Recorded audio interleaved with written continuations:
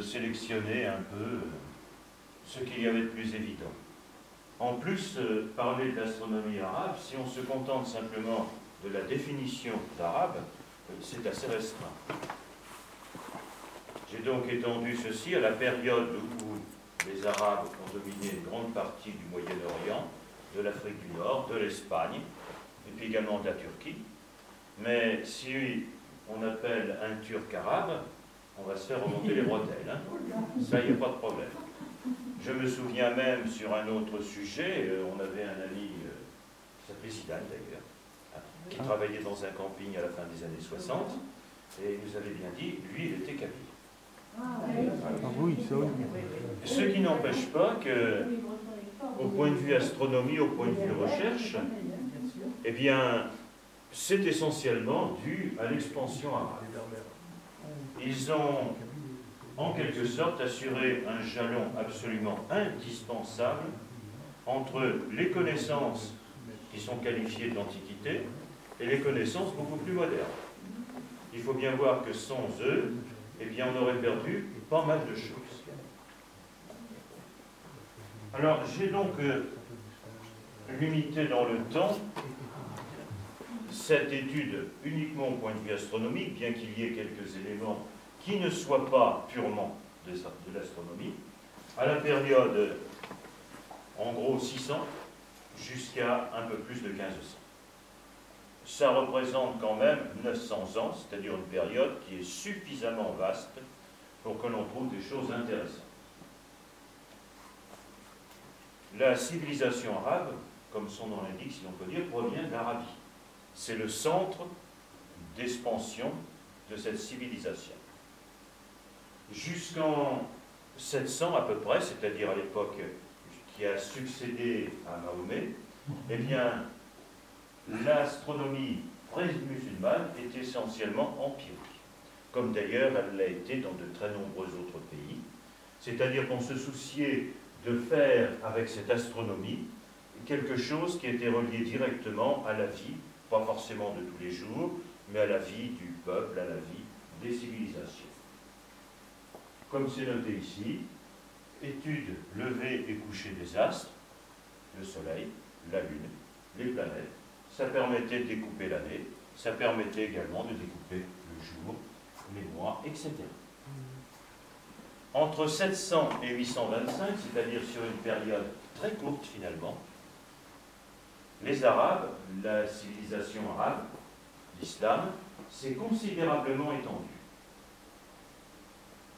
Il est à remarquer que cette extension s'est accompagnée d'un certain nombre de captages, de connaissances des peuples, des civilisations qu'ils ont dominées.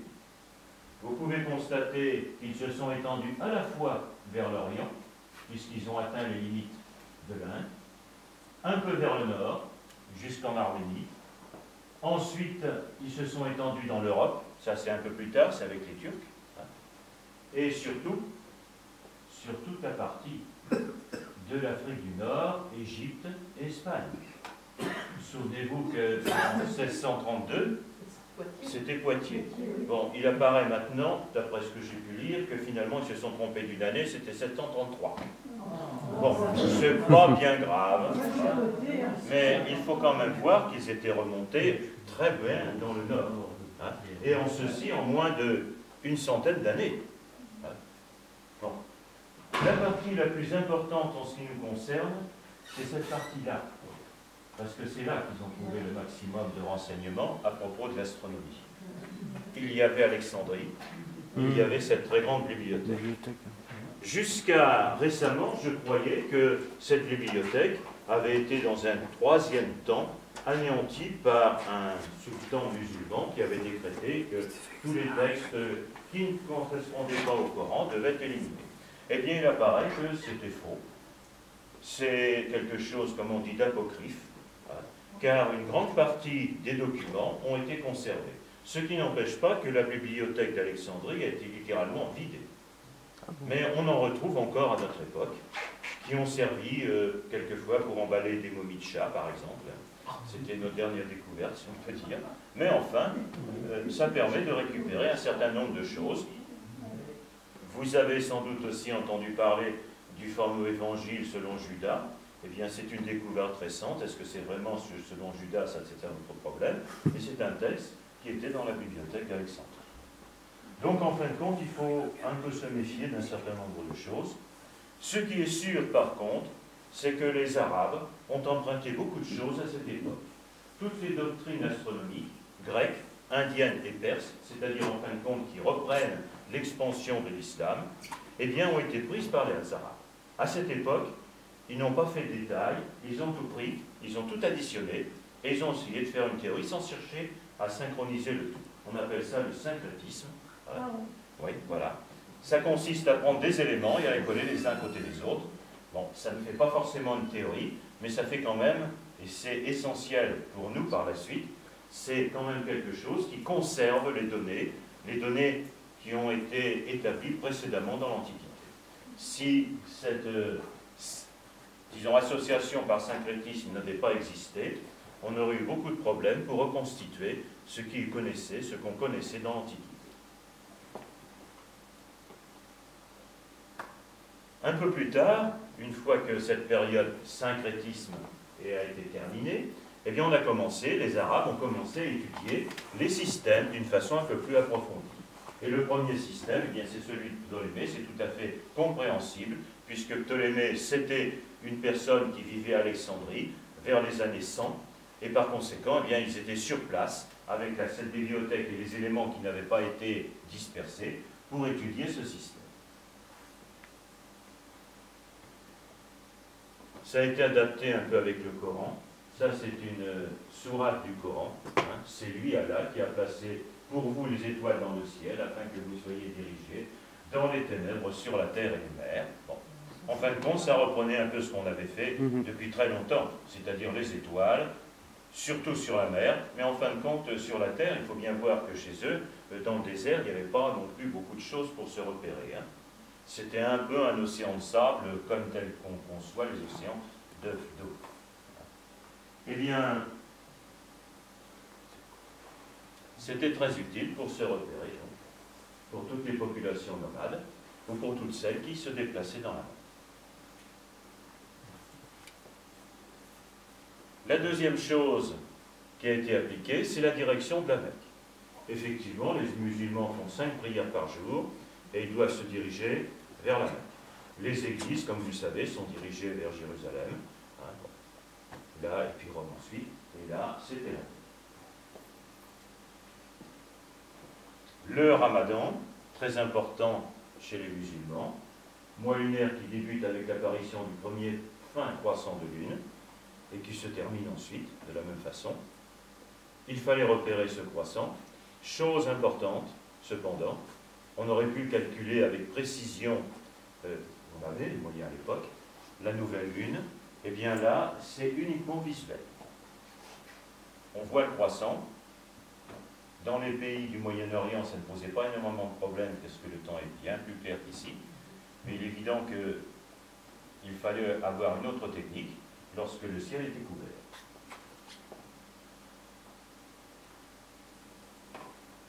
Déterminer les heures des 5 prières avec la durée du jour qui varie avec les saisons, et ça, c'est l'astrolabe qui le donne, puisque les heures qui sont repérées sur l'astrolabe sont des heures variables qui s'adaptent à toutes les durées du jour.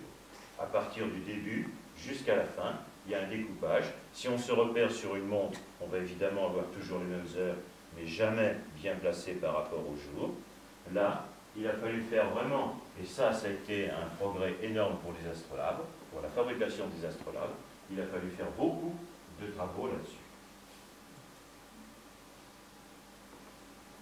En fin de compte, les premiers astronomes arabes qui ont vraiment fait quelque chose de nouveau, eh bien, ça date à peu près de 813 à 833, avec la Maison de la Sagesse. C'était un peu comme un centre de recherche. Ça existait déjà dans l'Antiquité avec les écoles grecques. Là, ça a été étendu à de nombreuses matières, y compris d'ailleurs l'astronomie.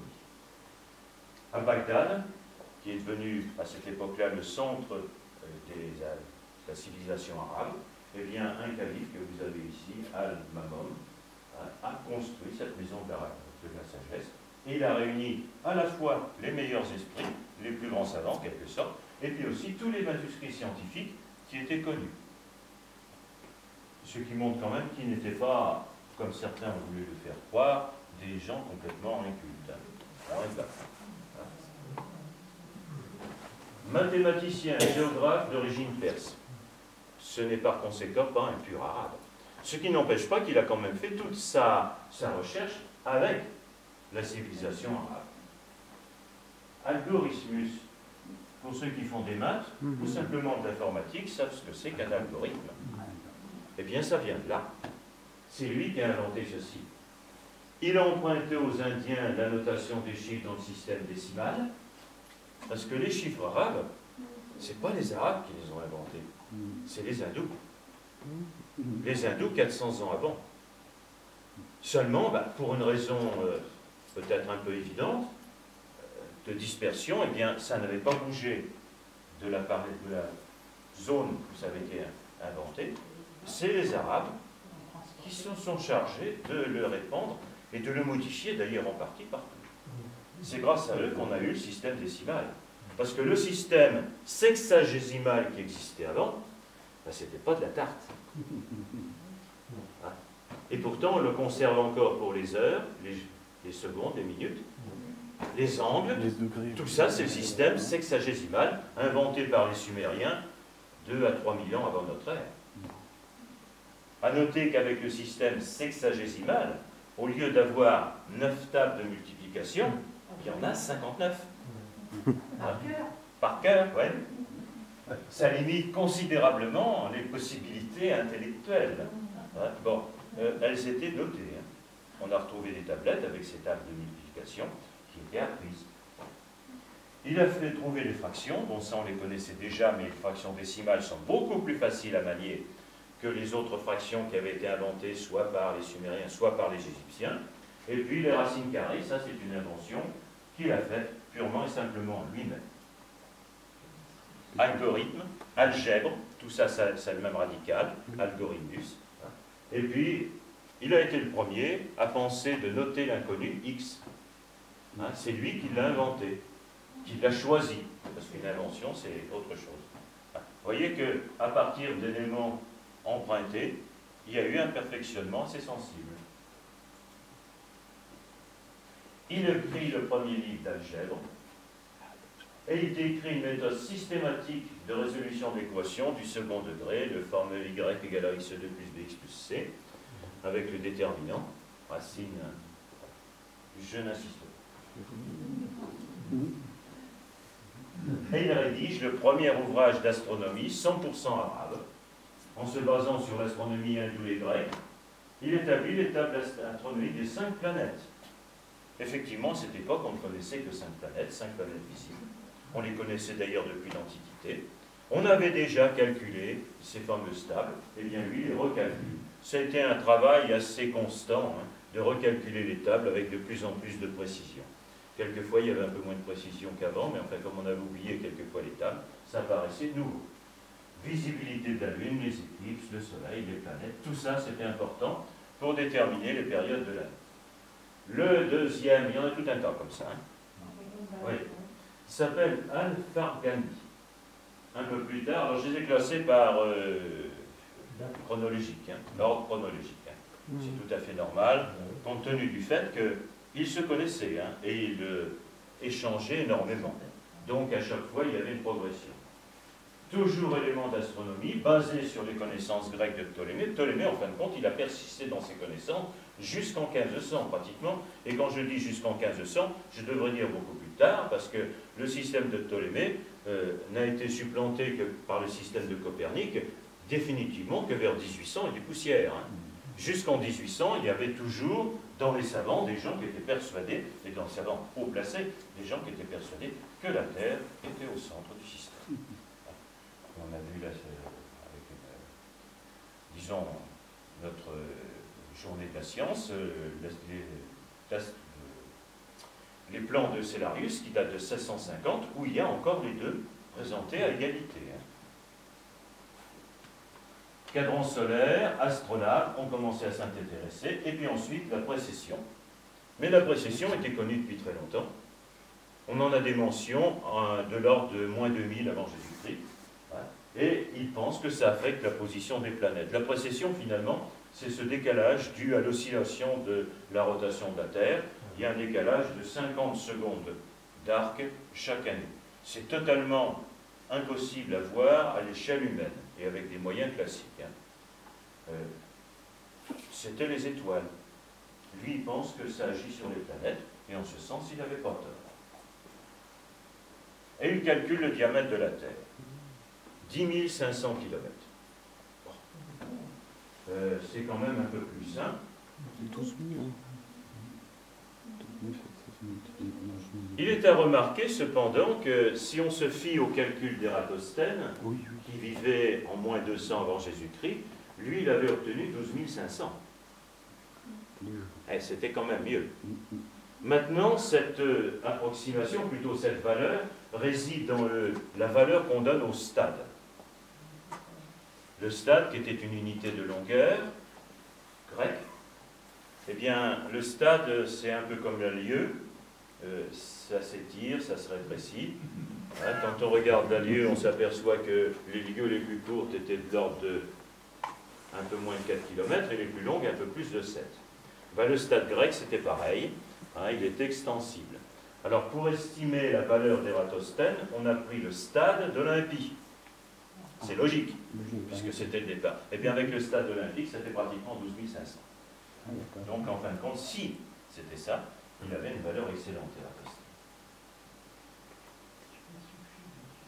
Al-Soufi, 964, livre des étoiles fixes.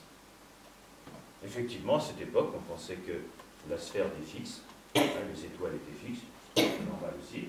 Il dessine des constellations. Les noms des constellations, tout au moins pour certaines, ces noms sont d'origine très ancienne.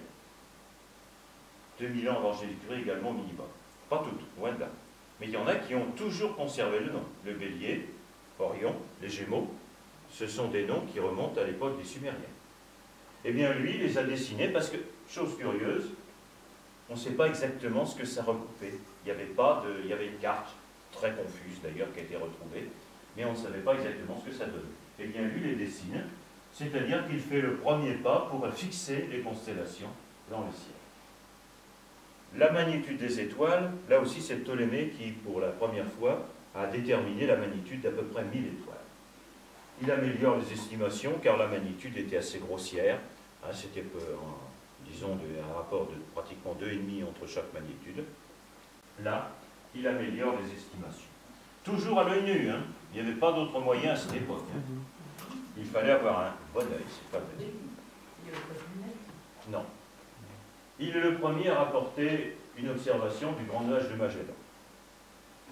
Donc c'est tout à fait normal aussi, parce que ce nuage de Magellan n'est visible que dans la partie sud, ou tout au moins assez proche de l'équateur. Pour les observateurs qui étaient situés plus au nord, ils ne connaissaient pas le nuage de Magellan. Et on lui doit la première représentation de la galaxie d'Andromède.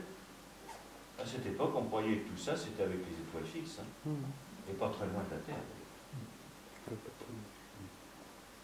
Alors on rentre maintenant dans certains qui ont fait du gros travail, vous voyez, 57 chapitres. Durée de l'année solaire, valeur de la précession. C'est du calcul, tout ceci. L'inclinaison de l'écliptique, l'utilisation de la trigonométrie. Les premiers éléments de trigonométrie, on les doit à Archimède, mais ça n'avait pas fait un tabac à l'époque, et personne s'en était occupé. Lui, il l'utilise en astronomie, et le moins qu'on puisse dire, c'est qu'il fait un bon résultat. Il découvre que l'excentricité du Soleil est variable, et il rédige un catalogue de 489 étoiles. Ça paraît assez rachitique quand on sait qu'Hipparque en avait déjà mis 1000. Et Hipparque, c'était 150 avant Jésus-Christ.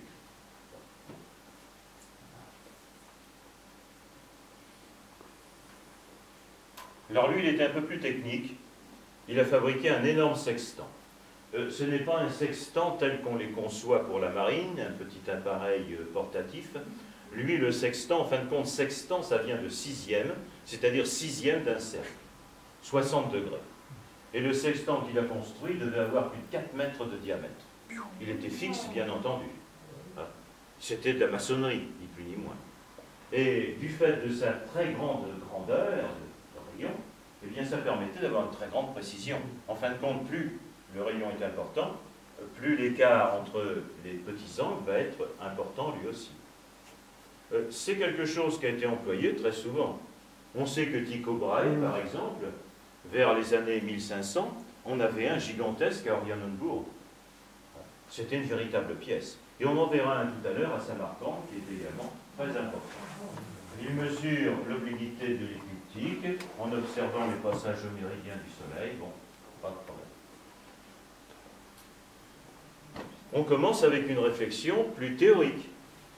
Le Alhazen, eh bien, tique un peu pour le géocentrisme. Eh oui. À noter que là non plus, ce n'est pas forcément nouveau, puisqu'Aristarque de Samos avait fait en 200 avant Jésus-Christ, en 200 et quelques, une hypothèse selon quoi le Soleil pouvait être au centre du système. Il avait retiré ses billes rapidement parce que ce n'était pas dans l'odeur du temps, comme on dit, il n'était pas en odeur de sainteté, il a préféré s'abstenir. Mais on a retrouvé un certain nombre de textes, en particulier un petit entrefilet d'Archimède, qui notait sa position. Il note la variation des planètes, la non-uniformité des mouvements. C'était une théorie à l'époque, tout devait être uniforme. Il y a une voiture, là, on dirait qu'elle a des phares allumés. Personne n'a oublié ses phares. Ah, ça y est, ça s'éteint. Bon. Donc, ça contredisait les hypothèses d'Aristote, où au-delà de la Lune, tout devait être parfait. Cercle parfait, vitesse constante, uniforme, etc. Et là, il commençait à trouver un certain nombre de points qui mettaient en doute la théorie d'Aristote.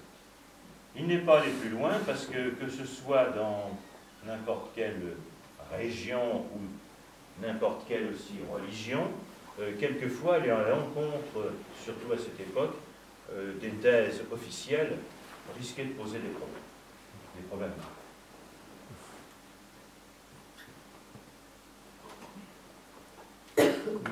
Ce Alhazen est surtout célèbre comme opticien. En effet, il reprend un certain nombre de théories, telles que celle de la propagation rectiligne de la lumière, et également de la réflexion sur les miroirs. Ce sont des éléments qu'on connaissait, mais qu'on n'avait jamais expliqués, et en plus, on ne savait pas tellement bien comment ça pouvait se goupiller, tout ceci. Par contre, la lumière était considérée, et à cette époque tout au moins, comme ayant une vitesse infinie. Et lui, il pense que c'est plutôt une vitesse finie. C'était quelque chose qui était très ambitieux pour l'époque. Une petite remarque en passant, il met 6 ans à écrire son traité d'optique. Avec Newton, on s'apercevait aussi que quelquefois, un traité mettait 12, 13, 14 ans. C'était des gens qui réfléchissaient beaucoup. À l'heure actuelle, lorsque quelqu'un découvre quelque chose, dans les 12 heures, c'est sur Internet, et puis 3 semaines après, on s'aperçoit que c'était faux, et qu'il faut revenir en arrière. Bon, là, vraiment, il mettait du temps, et c'était bien meilleure question méthode. Oui. Ils avaient le temps. Pour les mouvements des planètes, c'est le principe d'inertie. Jusqu'à lui, on imaginait que pour maintenir un mouvement, il fallait une force. Eh bien, lui, il dit à peu près le contraire. Pour changer le mouvement, il faut une force. Mais s'il n'y a pas de force, le mouvement continue toujours comme il était au départ. Bon, c'était là aussi très ambitieux. Il faudra attendre Galilée, c'est-à-dire pratiquement 500 ans après, pour avoir une version plus élaborée du principe d'inertie. Et Newton, 50 ans après, pour avoir l'explication vraiment du principe d'inertie avec ses lois de gravitation, etc. Mais à cette époque-là, c'était vraiment très en avance. Albirini calcule la latitude de sa ville natale, C'est ce qu'on fait avec un sextant, ni plus ni moins. C'est pas évident, mais enfin bon. Il observe les éclipses et surtout il introduit quelque chose qui est capital dans la physique et qui est toujours valable dans la physique moderne, c'est qu'il évalue les erreurs sur les mesures. À cette époque, on faisait une mesure, c'était un résultat, point à la ligne. Mais une mesure est entachée d'un certain nombre d'erreurs. C'est-à-dire qu'en fin de compte, on n'a pas une valeur fixe, mais on a un échantillonnage de valeurs qui se situe autour. Finalement, il y a une zone d'incertitude. Et lui, pour la première fois, eh bien, il évalue ses erreurs et il en tient compte. C'était un progrès considérable dans la méthodologie des sciences. Il constate une différence entre la vitesse moyenne et la vitesse apparente d'un astre, c'est-à-dire qu'en fin de compte, tout simplement, les vitesses varient. Quelquefois faiblement, quelquefois de façon plus importante. Contradiction directe avec les vitesses uniformes données par Aristote. Il mesure le rayon de la Terre, meilleure précision ceci, puisque 6339, mettons 6340, ça fait 12 680. C'est un peu plus, mais bon.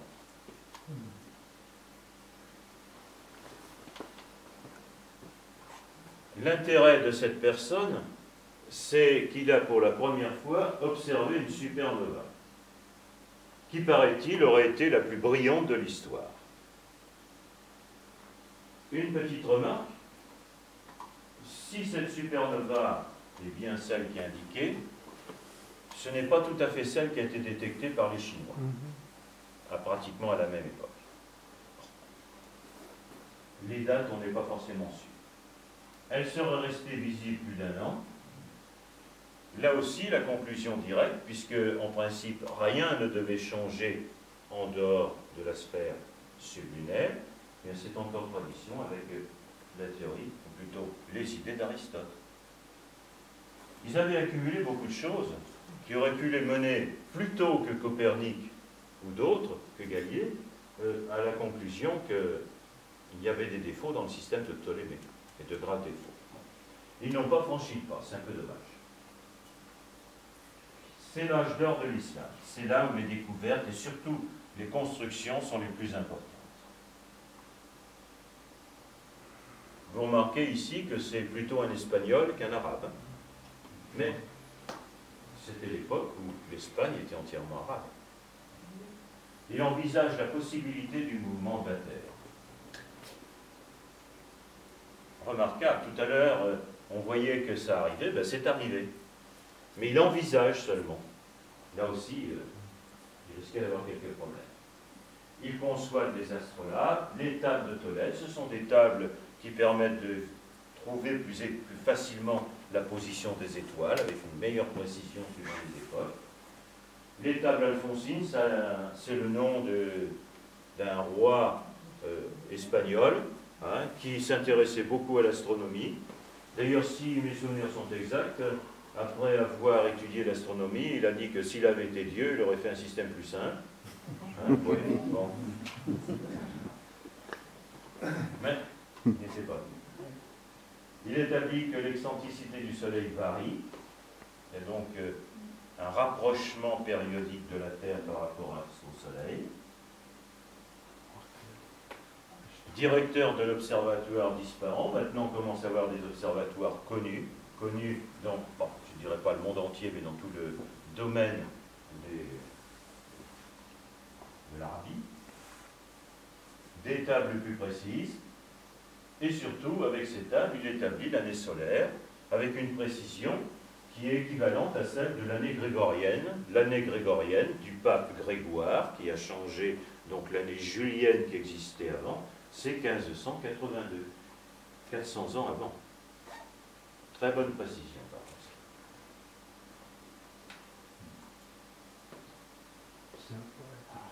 On a parlé des observatoires, et puis on commence à en avoir des observatoires intéressants. Celui-ci est en Iran. Ensuite, il y a eu celui de Samarcande, qui est sans doute le plus connu. le plus connu par ses découvertes, mais aussi le plus connu par son extension. Et voici le fameux sextant Samarcande. Alors j'ai pris cette photo plutôt qu'une autre, parce que il y a une personne à côté. Ça donne l'échelle du sextant.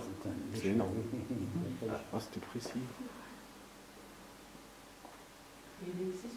Il existe toujours. Il y a eu, il y a longtemps de ça, c'est pour ça que j'ai connu à ce moment-là, la chasse au trésor avec Dieu le veut, Philippe Dieu le veut. Il y a eu un épisode sur Samarcande et on voyait le sextant, il y avait un truc à trouver au niveau du sextant. Et c'est là que j'ai découvert ce sextant. Et j'ai été étonné de la grandeur. C'est le plus grand qui existait au monde. On n'a pas fait de mieux d'ailleurs, parce que ça ne servait plus à rien maintenant. Mais à cette époque-là, c'était vraiment gigantesque. Ça permettait de faire des mesures avec énormément de précision. Mais vous remarquez tout de suite que la mesure ne pouvait être faite que lorsque l'étoile passait dans l'alignement du sextant, qui était suivant le méridien, c'est-à-dire le midi, en fin de compte, avec le décalage lié au soleil, etc. Mais c'est un instrument remarquable.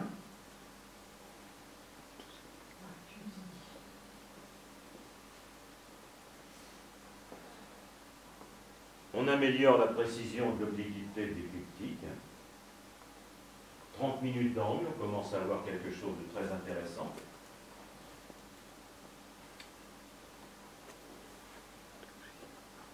Lui, c'est le premier directeur de l'observatoire de Samarcande. Grâce à ce sextant gigantesque, eh bien, ça lui permet d'avoir des valeurs extrêmement précises pour la position des étoiles. On améliore à chaque fois cette position.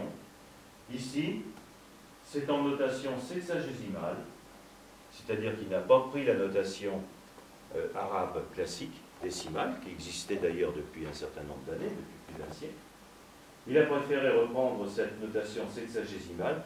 Effectivement, elle est beaucoup plus précise, puisque c'est le 60e au lieu du 10e finalement, 6 fois plus précise. Bon. Il a utilisé la fonction sinus, et surtout, il donne la manière de passer d'un système de coordonnées à l'autre. Au point de vue mathématique, c'est extrêmement intéressant. Ça permet d'adapter à des endroits différents et à des systèmes d'observation différents des valeurs qui existaient, ce qui n'était pas du tout évident avant. 1018 étoiles, on arrive pratiquement à ce qu'avait fait Ptolémée et Hipparque. Mais 1200 ans après. Mais certainement avec à coup sûr, avec une précision bien supérieure.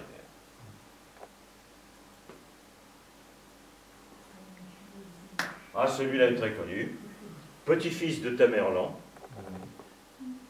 Comme on le dit d'ailleurs, il ne se soucie absolument pas de politique. Ça ne l'intéressait pas du tout. Lui, il s'intéressait à sa recherche. Vous pouvez remarquer qu'il a pris 70 mathématiciens, une paille. Bon. Il est sûr qu'à l'heure actuelle, à cette époque plutôt, contrairement à l'heure actuelle, tous les calculs se faisaient à la main. Donc on avait intérêt à avoir de bons calculateurs, de bons mathématiciens qui étaient capables de travailler par eux-mêmes et d'obtenir des résultats. Un certain nombre d'entre vous connaissent les tables de logarithme de Bouvard et Ratinet qui ont été faites en 1800. Voilà, ça permettait de faire des calculs extrêmement compliqués. Mais pour faire ces tables de logarithme, Bouvard et Ratinet ont mis 10 ans. Ben oui, c'était nécessaire. Eh bien, lorsque j'étais à la fac, il y a un de mes collègues, camarades, qui avait acheté les premières calculatrices, les Hewlett-Packard, qui valaient à peu près le prix d'une petite 2 chevaux. Et avec cette Hewlett-Packard, eh bien, on pouvait refaire les calculs, ils n'ont pas refait, je vous le dis tout de suite. Mais ils ont essayé simplement d'en faire certains. En 48 heures, on faisait le travail de 10 ans de Bouvard et Ratinet. Bon. C'est montrer là, quand même la force de calcul nécessaire à cette époque pour pouvoir faire tous ces éléments. C'était considérable. Il rédige, alors tout ça finalement, ce sont, vous voyez, ça doit être la 10e table différente que l'on voit, tous se sont attachés à calculer, à recalculer la position des étoiles avec de plus en plus de précision. Vous voyez, là, 200 ans. C'est remarquable. Tenir 200 ans. Alors voici de ce qui apparaît maintenant, la reconstitution de l'observatoire de Saint-Marc. Si mes souvenirs sont exacts, le sextant est en dessous. Dans la trouée. Voilà, ici. Voilà, le plan. Vous voyez le grand sextant? Il monte pratiquement sur 3 étages. Si vous considérez que chaque étage fait, mettons 4 mètres, parce que là c'était quand même des gouttes assez importantes, hein, ça fait un rayon de 16 mètres, à peu près.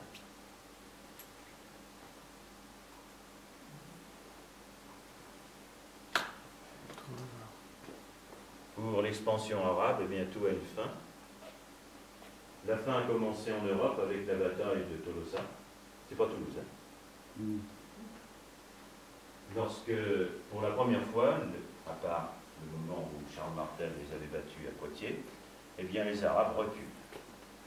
Ils sont battus ici. En Inde, il y a également une rébellion. C'est un hindou qui s'empare des possessions arabes. L'Empire ottoman continue. Ils ne réussissent pas à prendre Vienne. Ils sont battus devant Vienne en 1532. En particulier grâce à le roi de Pologne, qui laissera la vie, mais qui permettra aux troupes occidentales de reprendre le dessus. Et puis la bataille navale de Lépante, que tout le monde connaît, puisque Cervantes y a perdu un bras. Cervantes, pour ceux qui ne savent pas, c'est celui qui a écrit Don Quichotte. Hein. Bon, la mémoire fait quelquefois défaut.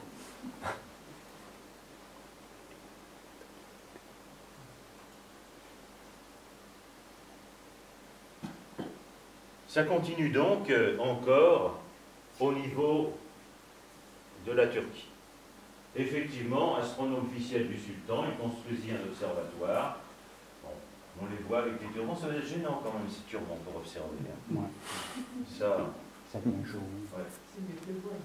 Oui, c'est mieux que le voile, c'est un fait. Alors, cette figure, je l'ai retenue parce qu'elle comporte un certain nombre d'instruments. Hein. En particulier ici, on voit l'astrolabe. Mais on voit des cadrans, des sextants, des équerres, etc. Et ici, une sphère, c'est-à-dire quelque chose qui est spécifiquement arabe, c'est un astrolabe sphérique. Et c'est assez intéressant au point de vue construction. Vous avez aussi une horloge astronomique. Je trouve là.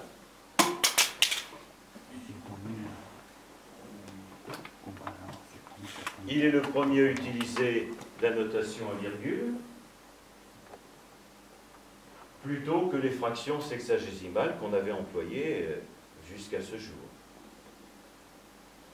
Il observe et décrit une comète comme c'était encore le cas.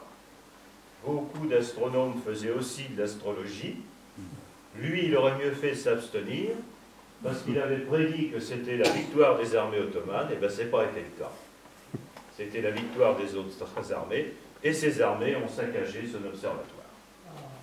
Bon. Il n'avait pas prévu, c'est dommage. Voilà.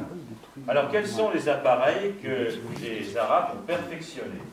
Eh bien l'astrolabe. Ce n'est pas un modèle authentique, hein. Vous pourrez le regarder après. Le modèle d'origine a été fait il y a environ 200 ans au Maroc. Il est utilisé au Maroc. Vous avez l'alidade, simple pinule que l'on visse. Alors, on l'utilise comme ça. Hein. On le suspend et on a intérêt à ce qu'il soit immobile. Donc, automatiquement, l'axe horizontal est à cet endroit-là. Ensuite, on vise. Voilà. Et on a la position sur le cadran. On peut aller beaucoup plus loin, parce qu'il y a un certain nombre d'étoiles qui se trouvent ici. Et en fonction, c'est comme une carte céleste mobile d'ailleurs, et en fonction de la date et de l'heure, eh bien on peut savoir quel type d'étoile, quelle étoile il s'agit. Vous avez aussi tout un tas de lignes, on appelle ça les almicantara, et qui permettent de faire le calcul de l'heure. En fin de compte, si ça vous intéresse en lisant le bouquin sur l'astrolabe, il y a à peu près une centaine d'utilisations différentes, quelquefois très peu différentes, de l'astrolabe. C'est quelque chose d'extrêmement précis. Ils ne sont pas les inventeurs de l'astrolabe, puisque on pense que le premier astrolabe, c'est Hipparque qui l'a fabriqué, en moins 150. Mais c'est eux vraiment qui l'ont vulgarisé et qui l'ont répandu. Et qui l'ont en même temps perfectionné de façon considérable. Le plus ancien spécimen que l'on a découvert, mais il y en avait avant, pour les Arabes, c'est en 927. Il était plus simple que celui-ci, qui est assez sophistiqué. Cet astrolabe ici ne comporte pas d'engrenage, c'est-à-dire que tous les éléments ont le même axe de rotation. Ce n'est pas tellement pratique lorsqu'on a affaire à des mouvements de planètes plus délicats. Donc ils ont fabriqué dès l'an 1000 un engrenage, un astrolabe engrenage. En fin de compte, c'est ce qu'on appelle les horloges astronomiques, puisque celui-ci ne donnera que les étoiles. Si on veut avoir la position des planètes, c'est-à-dire la manière de calculer la position des planètes, il faut faire appel à un autre système. Les horloges astronomiques, bien l'ancêtre, c'est la machine denticitaire. Machine denticitaire qui a été récupérée dans les années 1900, mais dont on a connu vraiment le mécanisme et l'intérêt considérable que vers 1980-1990. Cette machine denticitaire a été découverte dans l'épave d'un bateau romain, dans l'île denticitaire, plus exactement dans à côté d'une plage de l'île denticitaire, et elle a été datée de moins 70 avant Jésus-Christ. Mais un certain nombre de documents ont montré qu'elle n'était pas seule. On sait par exemple que le général romain qui a pris Syracuse était défendu par Archimède, défendu de façon de parler, hein, parce qu'Archimède n'a jamais pris les armes, mais il a trouvé quantité d'inventions.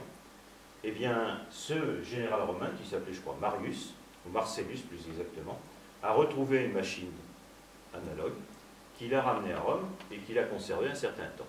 Cette machine a complètement disparu. La seule qu'on a pu récupérer, c'est celle denticitaire, mais c'est une horloge astronomique. C'est-à-dire qu'elle est capable, lorsqu'elle est bien réglée, c'est un planétaire, de trouver la position des principales planètes. Et d'après ce qu'on a pu voir par la suite, quantité d'autres renseignements.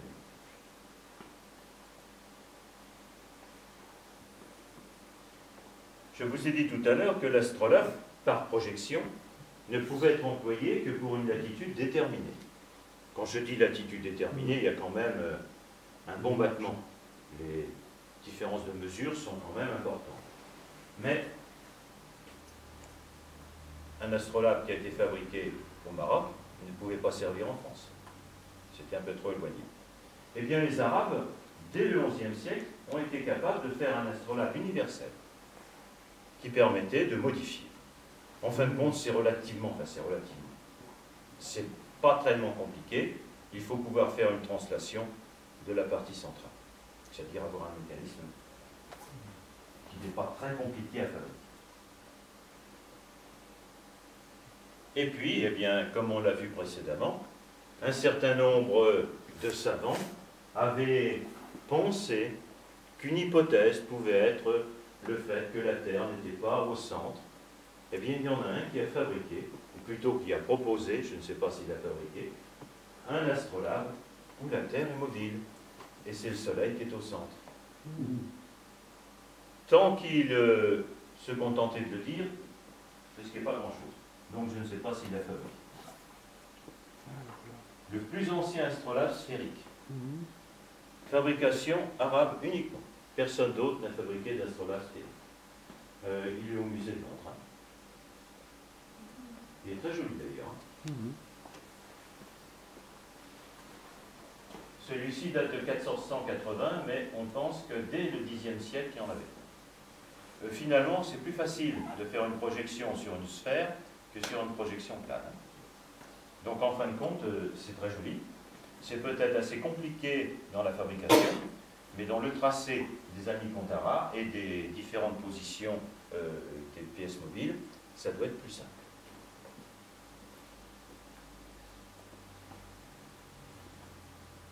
Ils se sont aussi attachés au cadran solaire. Là, vous avez un cadran solaire avec un gnomon vertical. C'est pas formidable comme système. Il y a de gros décalages. Mais c'est le cadran solaire qui a permis de déterminer ce qu'on appelle les heures temporaires. Alors autrefois, on utilisait un système relativement simple, quelle que soit la saison. Le jour était divisé en 12 parties et la nuit en 12 parties. L'hiver, les heures de jour étaient petites. L'été, elles étaient beaucoup plus grandes. Et ils ont donc fabriqué des instruments qui mesuraient les heures temporaires. L'astrolabe est un instrument de ce type. Ce système aussi. Ce qui ne les a pas empêchés de perfectionner quand même beaucoup plus. Là, vous avez les heures légales, c'est-à-dire les heures qui ne sont plus temporaires. Vous remarquez que le gnomon, le style que vous avez au milieu, n'est plus vertical, mais incliné en fonction de l'inclinaison de la Terre, de l'axe de rotation de la Terre. En voici un autre, beaucoup plus récent, qui comporte, comme vous pouvez le voir, 4 gnomons verticaux cette fois-ci. Alors il y a tout un tas de systèmes qui permettent de déterminer l'heure quand même. Là aussi, c'est comme l'astrolabe. Le cadran solaire, si on examine, ça occupe un bouquin de 200 ou 300 pages. On peut les fabriquer de toutes les manières différentes. Horloge astronomique. Le dénommé Al-Jazari a construit une horloge monumentale qui animait les effigies des étoiles, de la Lune, etc. Horloge à eau. En effet, on connaissait déjà un certain nombre de pendules à eau, les clepsydres. Eh bien, lui, il a utilisé les courants d'eau pour faire mouvoir les différentes pièces. Après, il s'agissait de jouer sur la vitesse. Il inventa une horloge d'observation, et ça c'était également remarquable, car les horloges, à l'époque, n'étaient capables de donner que les heures, et encore de justesse. 1300 des poussières, on avait une horloge avec une seule aiguille, à Paris, qui donnait l'heure, qui donnait approximativement l'heure. Lui avait été capable d'en faire une qui allait jusqu'aux secondes. Secondes qui étaient connues depuis fort longtemps, mais quand elle les mesurait, c'était autre chose.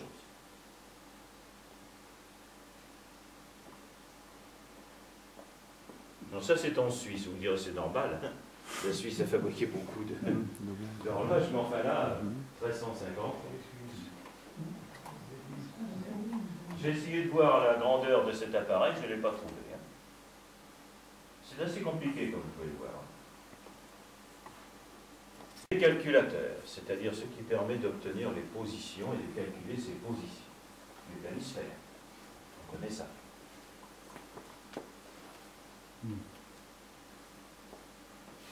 Là, on quitte complètement le circuit arabe, parce que le fameux Gerbert, d'une part il est français, c'était un prêtre cardinal français, et d'autre part il est devenu pape. Donc on est loin de l'islam.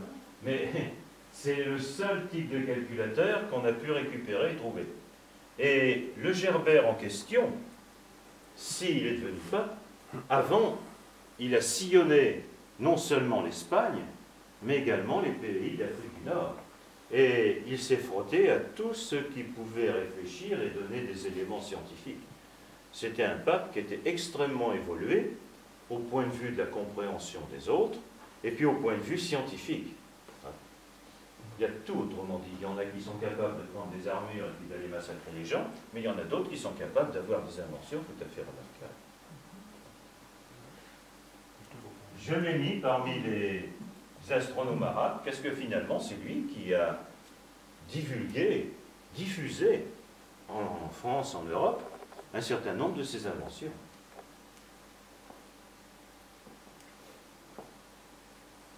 Donc au XVe siècle, un calculateur qui permet d'obtenir les dates, tout ça, l'ancêtre, c'était la machine denticitaire.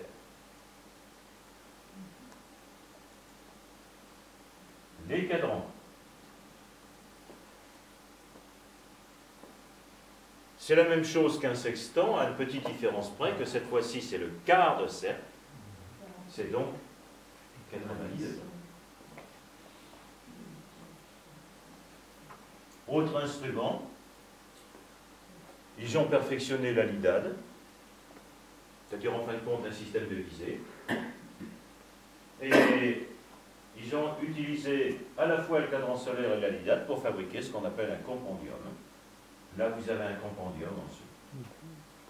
Cadran solaire d'un côté, lidade de l'autre. La combinaison des deux permettait d'avoir des visées assez particulières. Et puis enfin, la contribution des Arabes a été de transmettre les noms. Si un certain nombre de noms sont d'origine purement arabe, il y en a beaucoup d'autres qui sont la transposition de grec ancien en arabe, ensuite d'arabe en latin, après de latin, enfin, on n'en finit plus. Là, vous avez certains des noms qui sont non pas des noms d'étoiles, mais des noms de connaissances astronomiques. Almageste, bon, ça c'est Ptolémée, hein. Ça signifie le grand lion.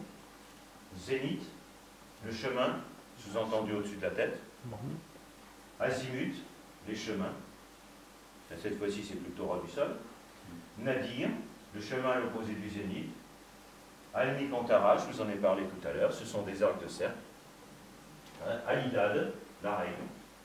Tout ça, ça vient de l'arabe. Je vous dirais qu'au point de vue chimie ou autre, ils en ont donné beaucoup plus dedans. Il y a beaucoup d'appareils, beaucoup de produits qui viennent de l'arabe. Beaucoup sont d'origine grecque, chaldéenne et sumérienne. Les figures des constellations sont purement grecques. On a vu tout à l'heure qu'il y en a un qui les dessinait, mais il ne les a pas nommés. Il a repris ce qui existait déjà, mais il les a dessinés. Quelquefois beaucoup plus anciennes, effectivement, ça se perd dans la nuit des temps. Voici quelques noms d'étoiles. Certaines ne sont pas arabes, c'est celles qui sont en gris, et puis d'autres, celles qui sont en bleu, eh bien, sont purement d'origine arabe. On pourra en trouver beaucoup d'autres. Hein.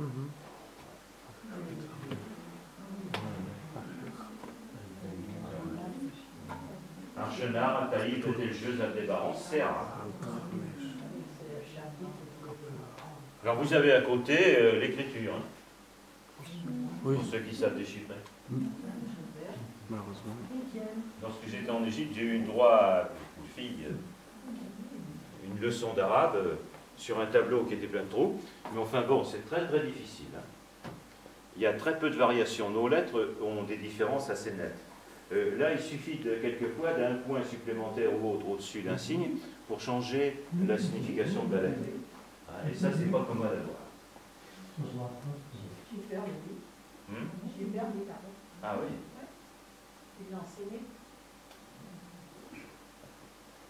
crois que ça doit être le seul dans la pièce, non? Ouais. Voilà, bon. Ça va? On passe. Voilà. Et là-dessus, je termine.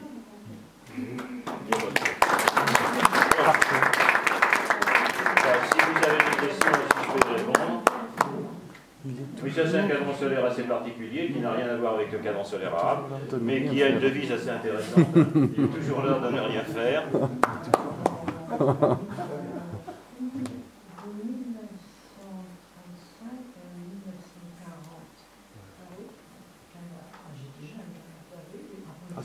Bon, ben, je vous remercie de votre présence. Hein, vous avez dit. Ouais. Ah, merci. La prochaine conférence, donc, comme certains le savent peut-être, ne sera pas ici, mais à la salle de l'équinoxe, et portera sur les exoplanètes. Ah oui. Wow. La prochaine qui aura lieu ici, c'est au mois de décembre, je me souviens plus exactement de la date, ce sera sur un autre astronome qui s'appelle Alexis Clairaut, qui est un astronome de Louis XIV, et qui a fait un certain nombre de découvertes, peut-être moins intéressantes au point de vue découverte que ce qu'on avait vu avec Newton ou avec Galilée l'année dernière. Voilà. C'est le programme, et puis après, ben, si vous avez des idées, hein, et si c'est dans mes cordes, il n'y a pas de problème.